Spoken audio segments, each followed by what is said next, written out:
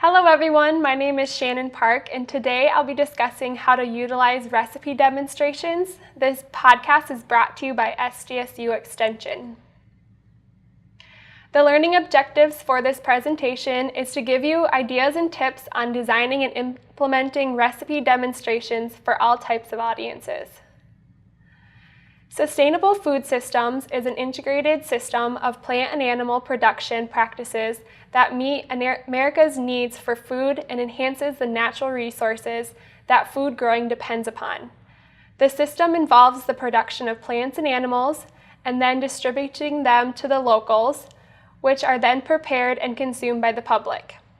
You can do your part by teaching audiences how to take products of growing and distribution into the consumption preparation section of this system. This program model diagrams the potential power of food demonstrations, showing that education about preparing food can not only affect the home, but also the school and then the community. Let's explore some details on how to give a good food demonstration. It's not hard, and there are many benefits to the participants, their families, and beyond.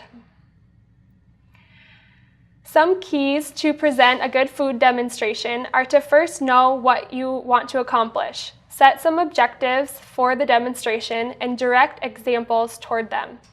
Next, be sure to research your demonstration. Make sure you know background information on the topic so you are prepared. Thirdly, demonstrate to reinforce the objectives. Provide clear examples of the points outlined in your objectives. Next, make sure to demonstrate your demonstration is organized and you've practiced it multiple times. You can never be too organized when giving a demonstration in front of people. Go over your demonstration multiple times so you can fix things along the way. Finally, a good demonstration assures that everyone in the audience can see. It's easy for people to get distracted if they cannot see what's going on. Some of the following slides will give you tips on how to make sure this is accomplished. Some important points to keep in mind are first to know how much time is available. Choose a recipe suited to the length of the time available. Practice your demonstration and give time for the unexpected so your presentation does not go over the time allowed. Next, learn what you can about your audience. It is important that if they are children or adults and why they are coming to your demonstration and perhaps how skilled they are. Suit your demonstration to their experience. Finally, you may need to increase your knowledge on the topic. You may need more information on your topic if you are giving a demonstration to professionals or on techniques for teaching the children if they are your audience. When giving a demonstration, you must be prepared. First, research your topic. Make sure the information you are presenting is accurate and correct. Make sure the audience will be able to use this information in their personal lives. And finally, make sure the topic is directed to fit the specific audience and that it doesn't go over the time allowed. Next, research the audience you are giving your demonstration to. The more you know about the people who are attending, the better the demonstration will go, and the more prepared you will be for the unexpected questions or concerns. Make sure you know the age, gender, skill, knowledge level, and economic status of the people this demonstration is being directed to. When giving a demonstration, researching the location is very important. You must know what type of setting you're in, if it's formal or more relaxed. Next, know how far away you will be from the demonstration site, as this may impact food safety when transporting ingredients. Finally, look into how far the audience will be from while you are demonstrating. This could interfere with them being able to hear and also see the presentation. Do what you can to enhance their experience by using microphones, projection equipment, or passing through the audience with samples. Research the equipment you might use. Knowing what will be available and/or usage at the site of the demonstration will be key. Checking to see if you have water, refrigerator, electricity, gas, table, oven, and others will be vital. Research to see if there will be audio-visual equipment available to help the audience see and hear while you're presenting. Finally, see if the setting is presentation friendly by having a space to hang teaching materials for the audience to see. To increase the success of the food demonstration, you will need to reinforce key points. Choose techniques and recipes to get these points across.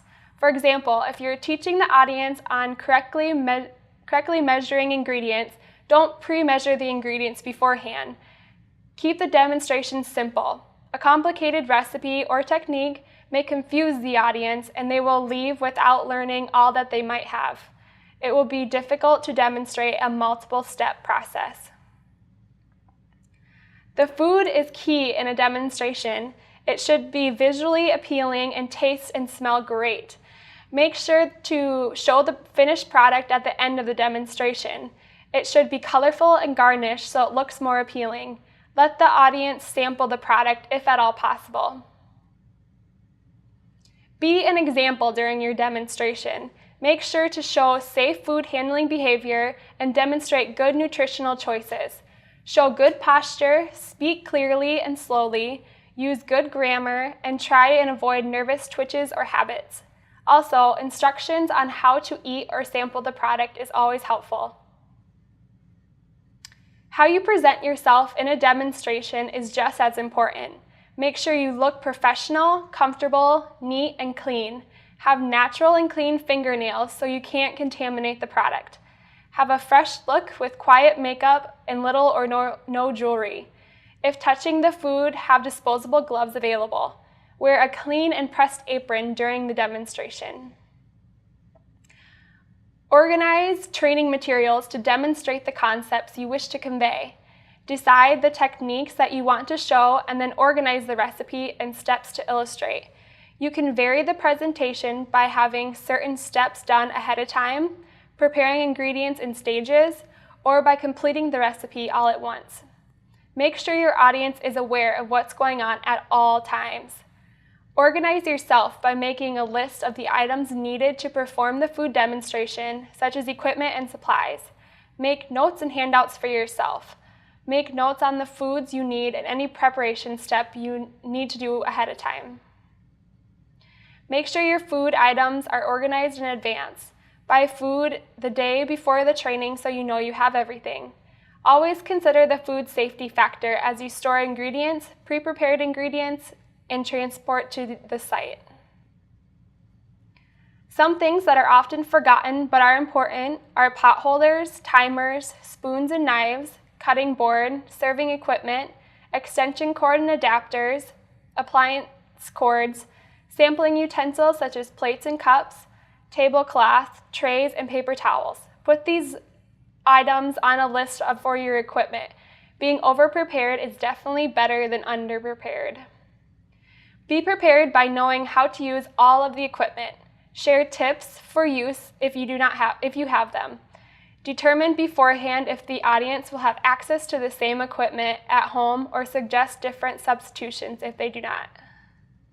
Some demonstration tips include using correct equipment for each task, using clear bowls and pans when possible so the audience can see what's going on, organize using trays for ingredients and supplies, add notes on recipes or talking points on trays, cover the table so it looks clean and there aren't distractions to the audience.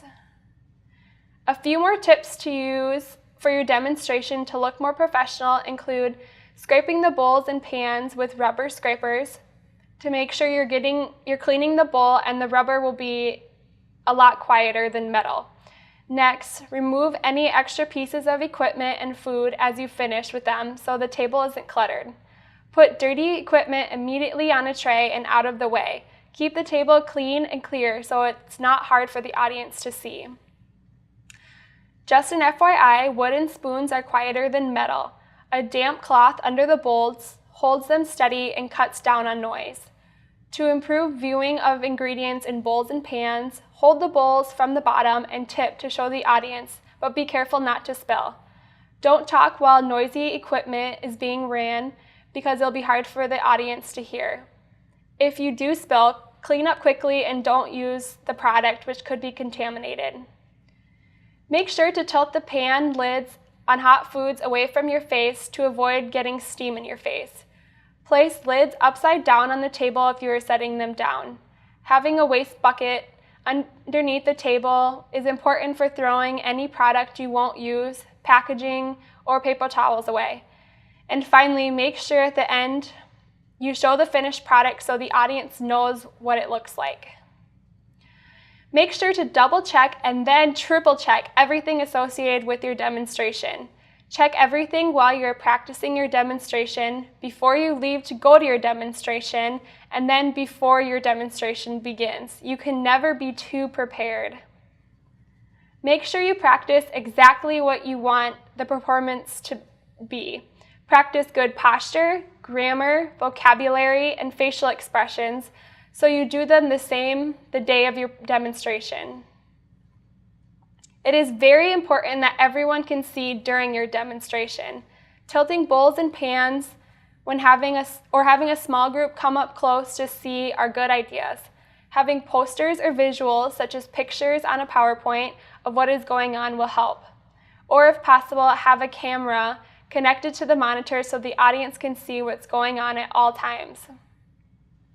When doing a demonstration, make sure you involve the audience. Make eye contact, smile, talk while working, ask questions, answer questions, and use humor to encourage participants to feel more involved.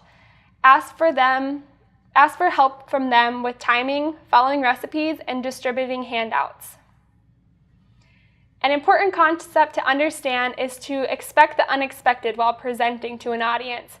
Be prepared but flexible. Enjoy the experience and learn from each demonstration. Let your personality show through in each demonstration, and this will allow the audience to have a better experience. Thank you for watching this iGrow podcast. Visit iGrow.org for additional resources.